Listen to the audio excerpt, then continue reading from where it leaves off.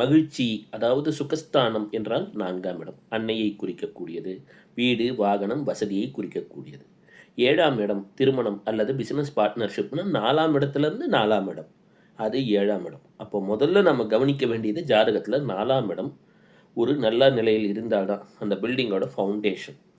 அதற்கான தடை எங்கே இருக்கும் என்றால், அந்த 4ஆம் இடத்திலிருந்து 12ஆம் இடம் விரயஸ்தானம் என்பது 3ஆம் வீடு. அததான் வீரியஸ்தானம் அப்படின்னு சொல்லுவாங்க. முயற்சிக்கான இடத்தை குறிக்கக்கூடியது. அங்க என்ன கிரகம் இருக்கு, என்ன தடை இருக்கு அப்படின்றத தெரிஞ்சு அதற்குரிய இறை வழிபாடுகள் தீர்வை தரும். ஒரு வாழ்க்கையில திருமணம் எந்த அளவு சக்சஸ்ஃபுல்லா இருக்கும்?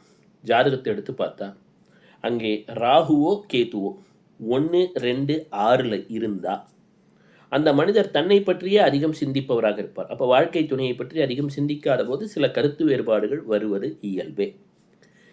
நாகதோஷம் என்றால் ஒரு விதத்தில் ஒரேடியாக டிப்ரெஸ் ஆகுது, இல்லைன்னா ரொம்ப எக்ஸைட் ஆகுது.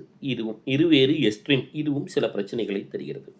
செவ்வாய் லக்னம் என்ற இடத்திலே ஆணுக்கோ பெண்ணுக்கோ 30 என்பதை தாண்டிய அஷ்டக வர்க்க புள்ளி இருந்து விட்டால் வாழ்க்கையிலே கனவுகள் அதிகமாக இருக்கும்.